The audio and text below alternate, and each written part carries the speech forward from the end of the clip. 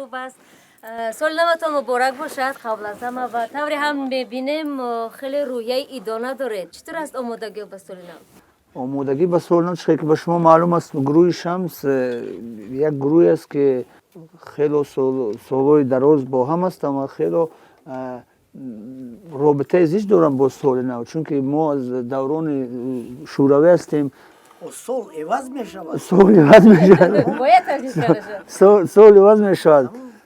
بعد که ما خیلی خیلی کلان شدیم. رکای همه ما 45 و 50 و 60 سال داریم. ببین که اگر ما 50 و 40 سال با این اید بزرگ شدیم، ما اکنون نمیتونیم گفتن که این اید ما نیست. تا کدام اندازه اون نقشه های شما عملی شد و اون من در کل سالی که گذشت برای گروه شما چگونه سال بود؟ ما میتونیم گفتن که سال خیلی باقرار بود، پرقرار بود.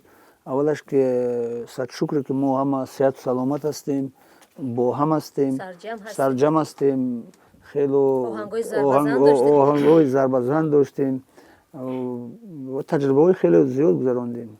اما مثلا آهنگی رو که امسال شما سرودید همراه با شبنم سریا واقعا یک آهنگی بود که توانست شنونده خودش پیدا کنه، واقعا یک ترانه شنیدنی سال هم بود. خود شبنم انتخاب کرد، گفت که من میخوام که با همین سبک یک سرود به سبک بدخشانی، یعنی که یک سرود باید من بخونم برای چی که برای من بسیار معقول است.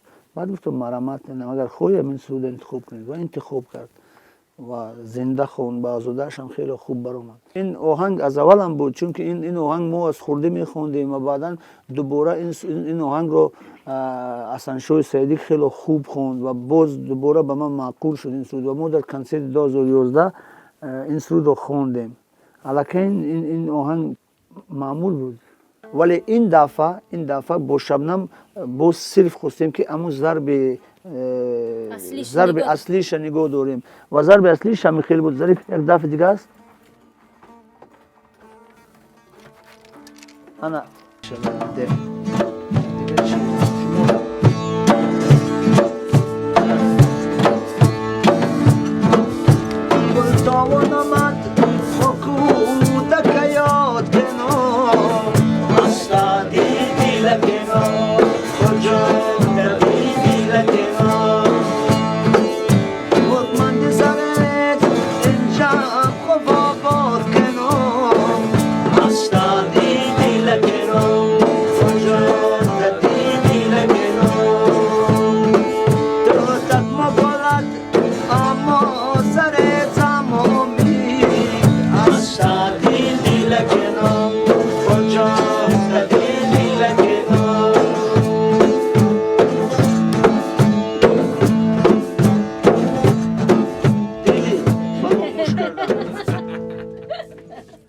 واقعا یک آهنگی که ما تلاش کردیم پیدا کنیم و اخیراً هم شنیده بودیم از زبان شما یوری مسجویی است و عجیبش این است که من همین آهنگ از آوازخوانان دیگر افغان و ایرانی میگم همچنین کمرباریک شنیده بودم و اما شما میخونید یوری مسجویی.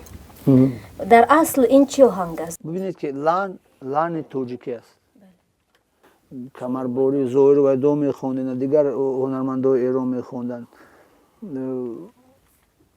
و البته کنو خوندن کمرباری که من و خیلی معمول بود و خیلی خوشرو هم سرودن.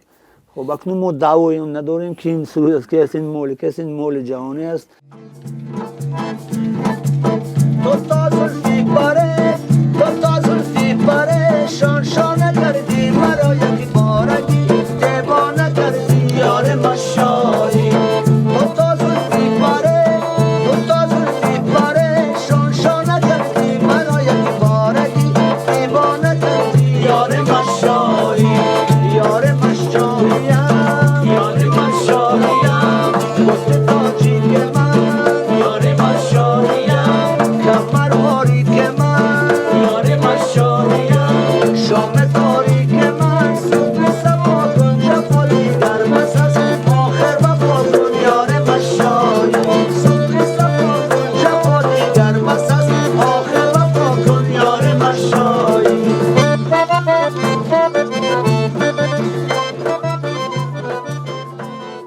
خب در مجموع سال 2016 را برای گروه شمس چگونه دیدن میخواهید؟ شاید از همین حالا نقشه های دارید، سفرهای دارید، آهنگهای دارید که میخواهید ثبت کنید یا ایجاد؟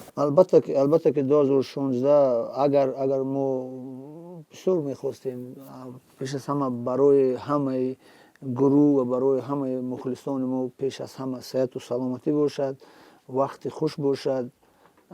و البته که ما کوشش میکنیم که سرودهای ایجاد کرده نو ما باید ثبت شوند و پیشکش خلق کنیم.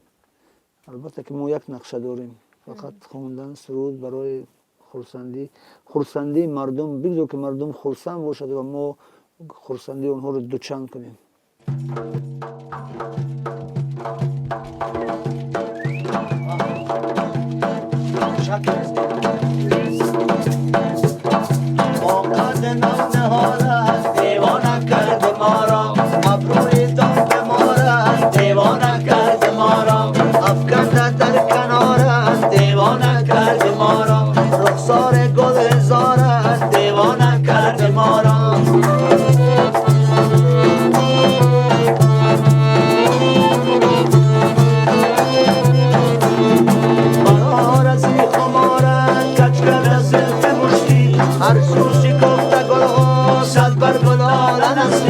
در گفتگو بدیدم از بس که بود شیرین، لال شکر نثارت دیوانه کرد ما را، لال شکر نثارت دیوانه